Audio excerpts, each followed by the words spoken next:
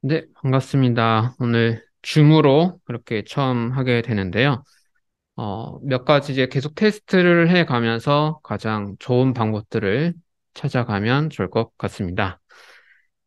네, 일단 12월이 되었고 매우 추운데 모두 감기 조심하시고, 우리의 마음은 뜨거웠으면 좋겠습니다.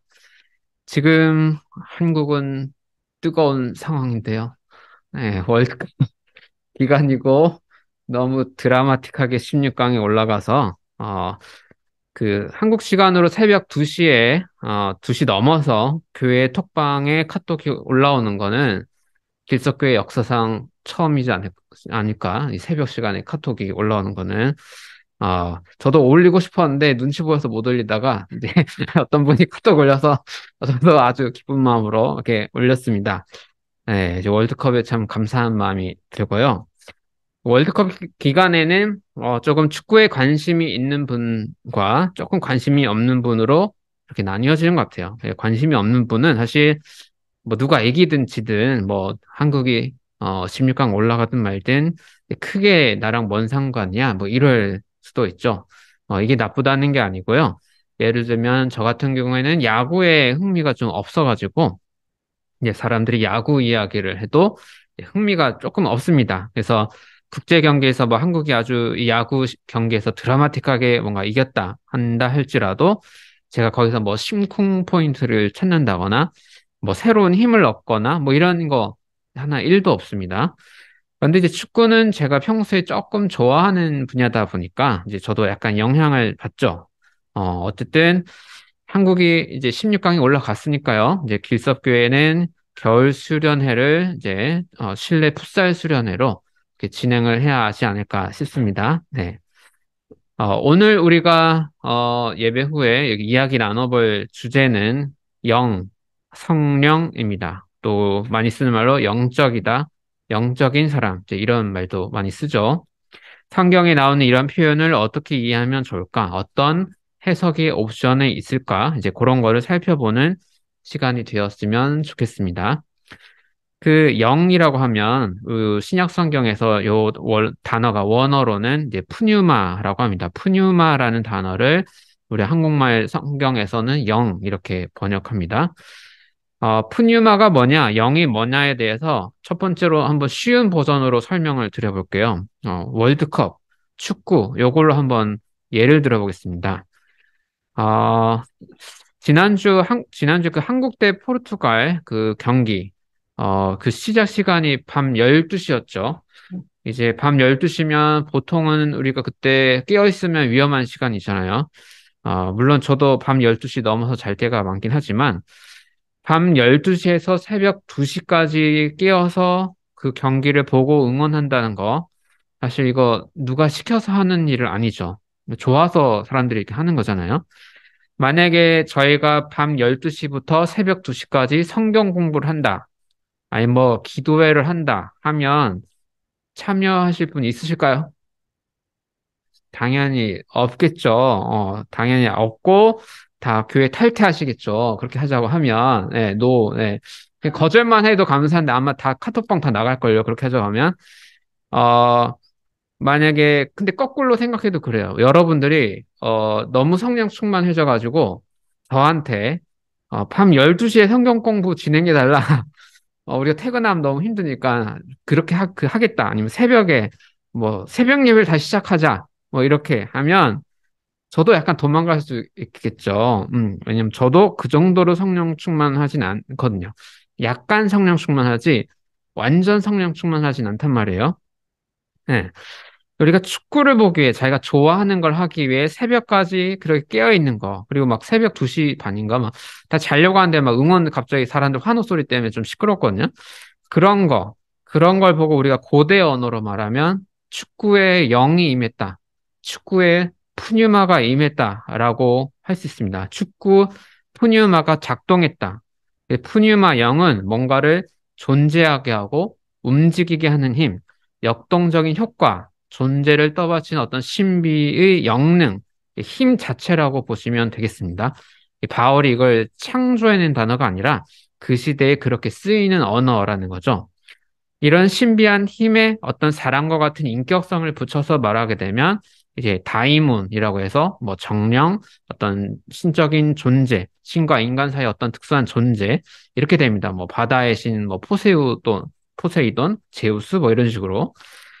그런데 이제 푸뉴마라는 말은 고대 사회에서 어떤 세계를 구성하고 존재하게 하는 그 힘이라고 이해하는 부분들이 있고요. 뭐 어떤 사람들은 정령으로 이해하는 사람들도 분명 한쪽에는 있었습니다. 근데 어떤 똑똑한 사람들은 오늘날 물리학자들이 생각하는 것 같이 약간 이런 세계를 움직이게 하는 입자적인 힘, 약간 이런 식으로도 생각했다는 거죠. 고대 세계에서도. 여기에 관련된 거는 지난 9월 18일에 제가 설교를 한번 했으니까요. 자연적인 몸, 영적인 몸이라는 제목의 이야기를 했고, 복습해 보시길 바랍니다. 이게 내용이 좀 어려워서 많이 혼났던 설교로 기억이 납니다. 어, 저희는 이제 16강에 올라갔으니까, 힘이 좀 나죠. 저는 이제 축구를 좋아했으니까 그렇습니다. 이게 저한테도 어떤 영향을 주냐면, 이제 12월이고 연말이고, 내년에 저도 뭔가 새로운 걸 준비하려고 하고 있거든요. 아마 여러분들도 들어보면 각자의 새로운 플랜들이 있죠. 약간 막막한 그런 게 있는데, 이 뭔가 운동장에서 죽어라 뛰고 무언가를 성취해내는 선수들 그 스피릿을 보면 뭔가 감동이 되고 도전이 되죠. 저 선수들만큼은 아니더라도 나도 약간의 진심으로 정말 뭔가에 몰입하면 뭐라도 할 수 있지 않을까라는 도전 의식이 생기잖아요. 그러니까 신앙의 언어를 한다면 우리가 하나님 앞에서 뭔가 인생을 걸고 뭔가 하려고 하면 하나님께서 나를 불쌍히 보고 도와주시지 않을까라는 약간의 신뢰가 생기게 됩니다. 새로운 일을 시작해 보려는 용기. 그런 것도 약간의 뭔가 힘이 있어야 가능한 거잖아요. 그런 걸 우리가 영적이다라고 할 수 있는 것 같아요. 푸뉴마인 축구하면 축구로 힘을 얻는다. 영적 축구, 막 이렇게 할 수 있고요. 그리고 월드컵 때는 약간 다 이제 영적 축구 하는 거죠. 근데 이제, 푸뉴마든 뭐든 축구가 그냥 동물들 왔다리 갔다리 하는 걸로 보이는 사람에게는 아무런 가능도 없고, 거기서 아무런 힘도 얻을 수 없고, 그럴 때는 푸뉴마인 축구가 불가능한 거죠. 그러니까 푸뉴마의 반대는 무관심, 그리고 영향을 받지 않는 거, 감동도 없는 거, 어떠한 실천도 발생될 수 없는 거, 어떠한 동기부여도 안 되는 거, 이런 거가 이제 푸뉴마 안에 있다고 할 수 없는 거, 그런 상태라고 이해를 하시면 되겠습니다. 그러니까 영적이다, 어떤 영 안에 있다. 이게 이제 느낌적으로 조금 와닿으실 수 있죠.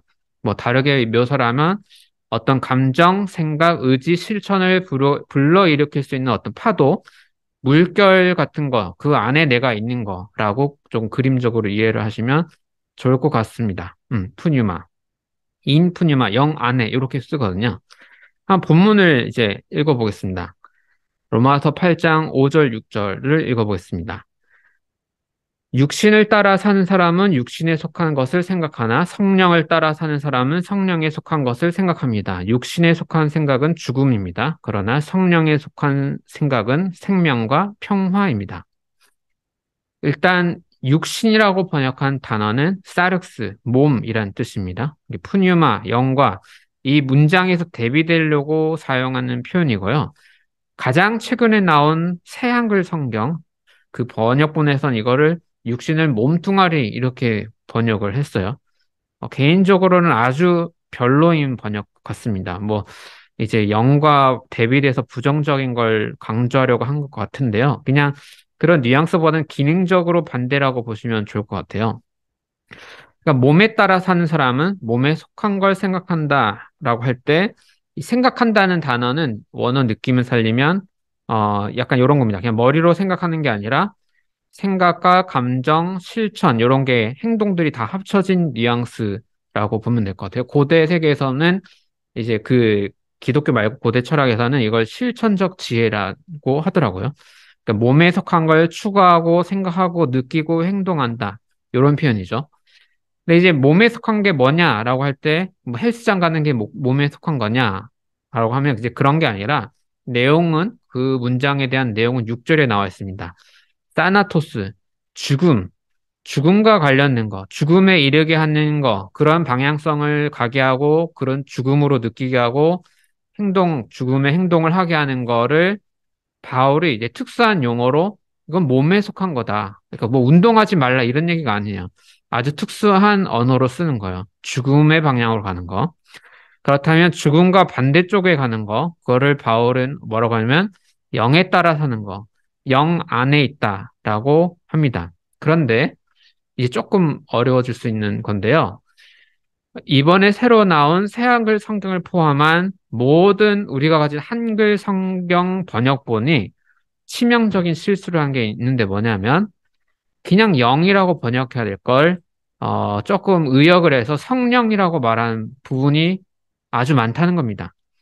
자, 푸뉴마가 영이에요. 그냥, 영어로 스피릿, 소울, 뭐다 좋습니다. 푸뉴마가 영이고, 여기에 거룩한이란 형용사가 붙으면 이걸 한자로 해서 성령 이렇게 되는 거죠. 거룩한 푸뉴마 할 때 우리가 성령이라고 합니다. 근데 문제는 성령이란 말을 쓰면 우리가 신약 성경이 쓰여지고 한 3, 400년 후에 정리된 삼위일체라는 교리, 그때의 성령 하나님이 먼저 생각나다 보니까 이게 성경 해석이 상당히 방해가 좀 됩니다. 저는 삼위일체 신앙 고백도 아주 가능한 우리의 신앙 고백에 가능한 옵션이라고 생각해요. 수백 년 전에는 이거 안 믿으면 화형이 차오고 그랬지만 지금 그런 건 아니고 성도가 충분히 선택할 수도 있고 안 선택할 수도 있는 여러분의 자유라고 봅니다. 근데 핵심 포인트는 뭐냐면 성경의 여러 단어 중에 이 푸뉴마 영에 거룩한이란 형용사를 붙이고 이거를 약간 예수님과 함께 연결하면서 사용하는 그런 뉘앙스의 구절들이 있어요. 이거는 또 따로 빼서 다시 설명을 드릴게요. 네, 그런 뉘앙스가 있다 보니까 신학자들이 이걸 성령, 거룩한 영은 예수님처럼 뭔가 독특한 인격체로 봐야 하지 않느냐라고 아주 아주 신학적으로 레벨이 높은 신학자도 그렇게 주장을 하기도 합니다. 고든 피 같은 아주 실력이 뛰어난 신학자도 이제 그렇게 삼일체적으로 설명하고요. 하지만 조금 더 많은 대다수의 신약학자들은 그런 교리적 입장을 가지지 않고 그냥 푸뉴마 그대로 보는 입장을 많이 가지고 있습니다. 자, 오늘 읽은 로마서 본문에는 푸뉴마의 거룩한이란 형용사, 수식어가 없어요. 이 안에 모든 그 표현 안에. 그런데 우리 한글 성경에는 의역이 다 들어갔어요. 모든 걸 다 성령이라고 번역을 해버려서 해석자의 주관적인 추가 설명이 들어갔습니다. 그래서 5절 이제 저 헬러 안 할게요. 그냥 5절과 6절을 원어적으로 이건 전적으로 저를 믿으셔야 하는 수밖에 없는데 어렵지 않게 하려다 보니까 이렇게 되더라고요. 5절과 6절을 원어적 뉘앙스로 제가 해석을 한 걸 들려드려 볼게요. 5절입니다. 몸에 따라 사는 사람은 몸에 속한 것만을 추구하고 행동하지만 영에 따라 사는 사람은 영에 속한 것을 추구하고 행동합니다. 6절. 몸을 추구하고 행동한다는 것은 죽음을 쫓는 것을 말합니다. 하지만 영을 추구하고 행동한다는 것은 생명과 평화의 길을 가는 것입니다. 이렇게 제가 원어를 약간 뉘앙스를 살려서 번역한 거예요. 그러니까 영적이다라고 하는 건 영 안에 있다라는 말을 삽니다. 우리가 서울에 있습니다 할 때 인서울 하잖아요. 헬라에서 똑같습니다. 인 푸뉴마라고 하거든요. 우리가 한국말로 적이라 영적이다 이런 표현이 성경에 없으니까 영 안에 있다. 인 푸뉴마 이렇게 되어 있습니다. 그 영 안에 있단 말을 바울이 두 글자로 풀어 쓴 게 생명과 평화다. 조에와 에이렌이다. 이렇게 하는 거죠. 여기서 재밌는 건 바울이 몸에 속했다는 걸 죽음의 길, 죽음과 동치했다는 걸 같은 걸로 봤다면 영 안에 있다는 말을 그냥 생명에 있다라고 하면 될 텐데 여기에 왜 생명과 평화, 에이렌의 피스가 추가되었냐라는 질문이 생겨나는데요.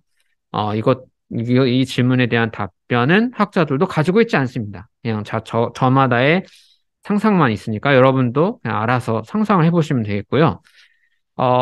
그럴듯한 답변 중에 하나로 바울이 평생 이 신앙 공동체가 싸워온 거, 교회에서 맨날 서로 싸우는 것만 보다 보니까 항상 뭐 인사말에서 그렇고 항상 에일렌의 평화 이런 거 이제 입에 붙은 거 아니냐 이제 이런 추론도 있습니다. 저도 약간 그런 것 같아요. 그냥 신학적 의미가 아니라 너무 사람들이 싸우는 걸 맨날 봐가지고 열받아서 항상 평화가 들어가지 않았을까 그런 생각을 해봅니다.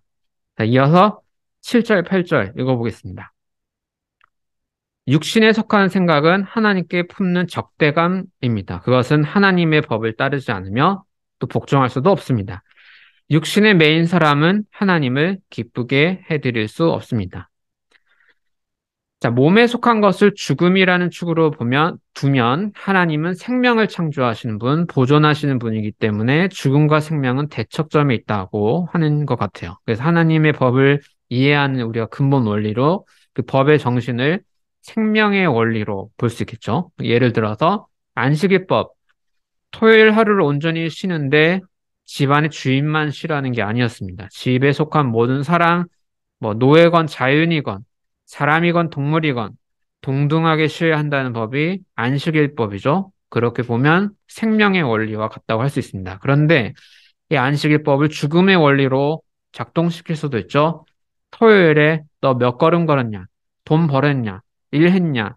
이제 이런 걸로 어떤 사람의 자유를 제한하려고 한다면 이건 처음의 법 정신, 생명의 법과 대비되는 죽음의 법이 되는 거고 이런 걸 우리는 몸에 속했다라고 할 수 있겠습니다. 그것은 하나님의 법과는 다른 거죠.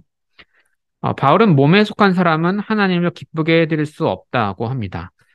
하나님을 기쁘게 한다. 저는 요 구절을 오랜만에 읽어보니까 굉장히 신선하게 다가왔습니다. 나는 평소에 하나님을 기쁘게 해드려야겠다는 생각을 언제 했더라? 는 반성이 좀 들었는데요. 여러분들은 어떻습니까? 그러니까 제 생각에 인푸뉴마, 영 안에 있다. 그러니까 난 영적인 사람이다. 는 말은 이런 질문을 갖고 사는 것 같아요. 하나님을 기쁘게 하는 건 뭘까? 내가 하나님을 기쁘게 할 수 있는 건 뭐지? 라는 질문을 자기가 가지고 살아가고 있는 사람은 인푸뉴마, 영적인 사람인 거죠.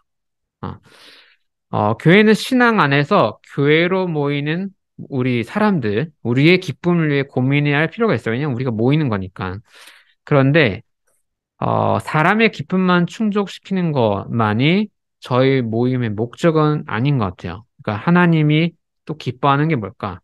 우리가 이렇게 모이는데 이 모임이 하나님이 기뻐하시는 모임으로 그 방향으로 가고 있나? 라고 우리가 고민하고 실천하고 있는지. 그렇다면 우리 모임은, 우리 교회는 인푸뉴마, 영 안에 있는 모임, 영적인 공동체라고 할 수 있겠습니다. 마지막으로 8장 9절을 읽어보겠습니다. 그러나 하나님의 영이 여러분 안에 살아계시면 여러분은 육신 안에 있지 않고 성령 안에 있습니다. 누구든지 그리스도의 영이 없으면 그리스도의 사람이 아닙니다. 9절에 성령이라고 번역된 단어도 거룩한이라는 표현이 없기 때문에 그냥 영 안에 있습니다. 이렇게 해야 옳은 해석이 되겠습니다. 그리고 9절에서 바울은 새로운 신앙 운동을 가능케 하는 힘의 원천인 영에 여러분들이 잘 안 들어봤을 생소한 묘사가 들어가죠. 하나님의 영, 그리스도의 영, 이런 단어들이 나옵니다. 그러니까 성경을 맨 처음 시작할 때 보면 창세기 1장 2절에 하나님의 영이 수면 위에, 그러니까 바다 위에 운행하고 있다. 이런 표현으로 성경이 시작을 하죠, 사실. 히브리어 구약에서는 이게 루아흐라고 해서 바람 같은 걸로 이 영이 표현되는데요. 그러니까 우리가 사람의 이해로는 완벽히 알 수는 없지만 하나님이 활동하고 있다고 체감되는 것을 표현하는 언어가 루아흐, 영입니다. 근데 이 영이나 구약에서도 영이라는 개념이 하나님과 다른 존재냐 하면 꼭 그런 건 아닌 거죠. 처음에는 이제 그냥 하나님의 활동을 표현하는 거를 영으로 설명했다가 나중에 여러분 내년에 구약 공부 좀 하겠지만 보면 지혜라는 개념이 나오고 천사라는 개념이 나오고 다양한 옵션이 늘어납니다. 대체적으로는 이걸 하나님과 다른 번호로 하진 않지만 조금 복잡해지지만 이렇게 설명하면 어떤 특정 고대 유대교 분파에서는 실제 인격적 존재로 묘사되는 그룹들도 있긴 있었어요. 하나님의 활동을 묘사하는 뭐 지혜, 천사 이런 거가 막 그 확장되고 있었는데 신약은 독특하게 이 영이라는 개념에 굉장히 집중하고 있는 게 특징이 있습니다. 이 그리스도의 영이란 개념은 그야말로 새롭게 사용되는 단어인데요. 그러니까 하나님의 영 하면 뭔가 좀 더 개념이 넓은 느낌을 준다면 그리스도의 영은 그 하나님의 영이 어떤 건지 그거를 좀 구체적으로 제한시켜주는 효과가 있는 것 같아요. 그러니까 복음서에 기록된 예수님의 활동, 우리가 그것을 계승할 수 있게 해주는 힘, 효과, 그것을 우리가 그리스도의 영이라고 할 수 있는 거죠. 그리고 바울은 조금 세게 나가서 그 그리스도의 영이 없는 사람은 그리스도에 속한 사람이 아니다고 말해요. 다시 말해서 푸니우마 안에 있는 사람이 예수님께 속한 사람이다고 하는 거죠. 뭐 어느 교회에 등록했냐, 교리문답 외웠냐, 뭐 이런 걸로 하는 게 아니라 바울의 기준으로는 당신이 영 안에 있느냐. 그래야 우리말로 따지면 기독교인이다 라고 하는 거죠. 기독교인이란 말을 바로 쓰지 않고 그리스도 안에 있느냐, 그런 사람이냐라고 질문하고 있습니다. 자, 성령을 강조하는 좀 이상한 교회 다녔던 경험이 있는 분들은 이런 표현, 영이라는 표현에 부정적일 수 있을 것 같은데요. 그리고 방언할 수 있냐, 없냐로 신앙을 판단하려고 했거나 하나님 음성 들었냐, 안 들었냐, 뭐 이런 걸로 신앙의 진위를 판단하려는 그런 이상한 기술을 쓰는 교회들도 많기 때문이죠.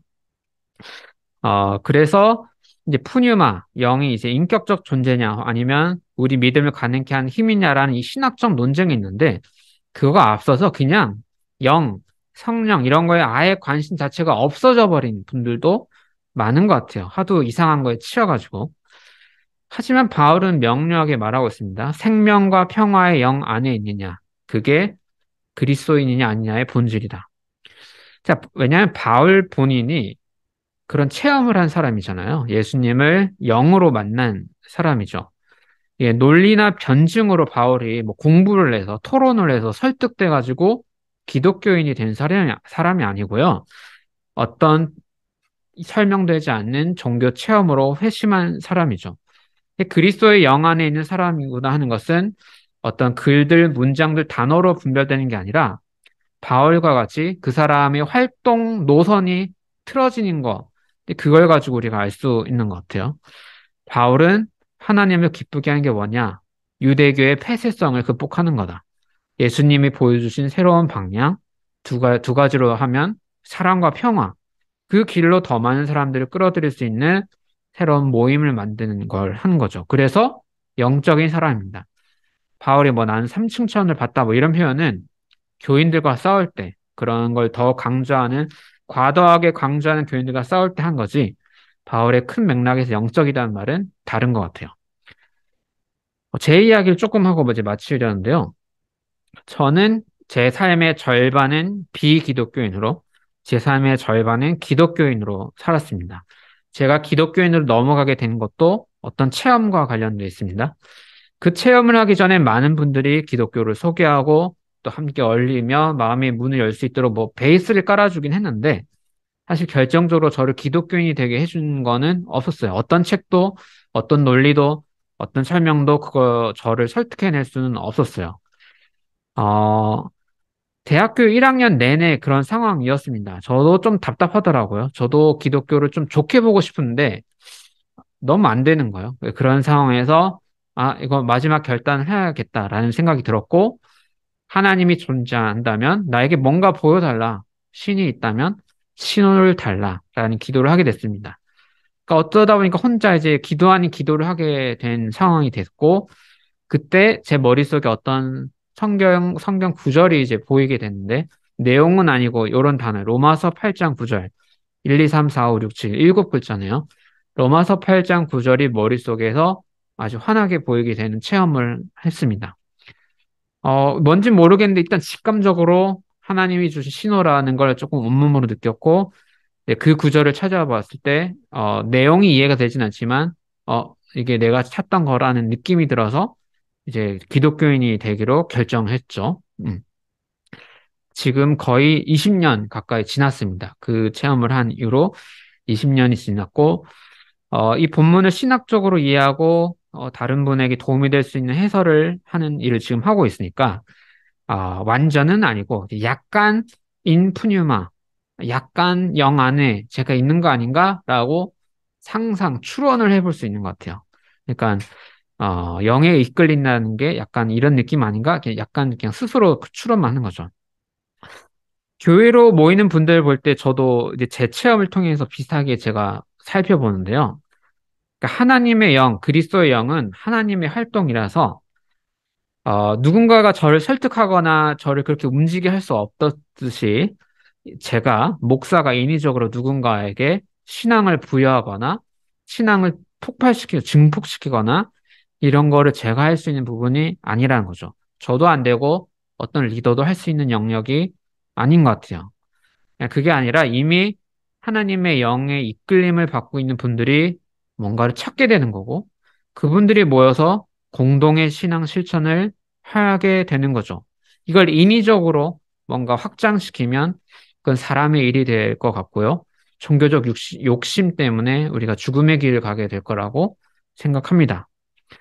하지만 신앙은 근본적으로 영 안에서, 하나님의 손길 안에서만 가능한 거라서, 라고 생각하는데, 왜냐하면 우리 마음은 너무 약하고, 너무 쉽게 실증을 내고, 너무 쉽게 권태감을 갖기 마련이잖아요.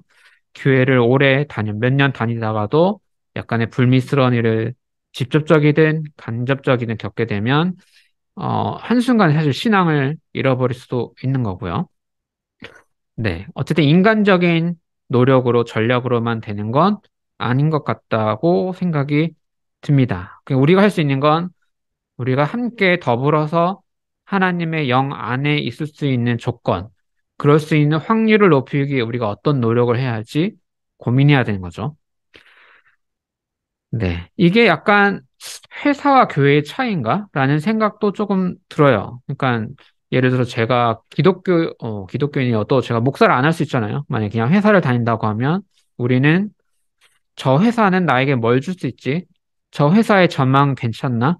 이런 조건을 따지는 게 당연한 거죠. 그런데 교회는 조금 다른 부분이 있는 것 같아요. 어쨌든 그런 조금 설명은 안 되는 이렇게 하나님의 영에 이끌리는 사람들의 그런 스스로 만들지 않은 어떤 이끌림이 먼저 있는 거고, 그러다가 우리가 우연치 않게 만나는 거고, 그런 사람들이 뭔가를 어떡하지? 뭔가 해볼까라고 하는 그런 순서 같아요.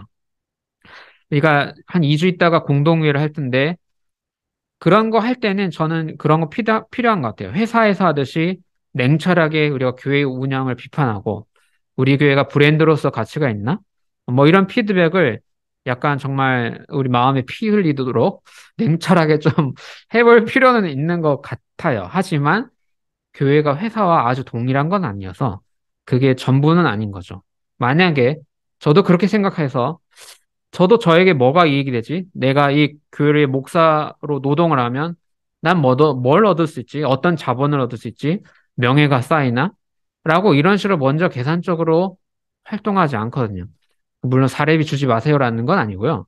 그러니까 우선순위가 다르다는 겁니다. 제가 회사 생활하듯이 교육을 하는 건 아니니까. 자, 이제 이야기를 마치겠는데요. 제가 기독교인이 되는 계기가 되었던 구절, 영의 체험을 했던 성경 구절을 오늘 설교로 이렇게 신학적인 해설로 설명하는 건 사실 20년 만에 처음인 것 같아요. 그리고 체험에 기반한 하나의 해설로 나온 게 푸뉴마이기 때문에 이 영이라는 건 사실 깔끔하게 정리는 안 되는 그런 개념 같습니다. 그러니까 뭐 하나님의 신비겠죠. 그러니까 먼저 경험하는 게 있고 이론적인 정리는 나중에 따라오는 개념이 이 푸뉴마, 영이라는 설명입니다. 이제 2분간 침묵 가운데 기도하는 시간을 가질 텐데요. 나는 하나님의 영, 그리스도의 영 안에 있는 사람인가?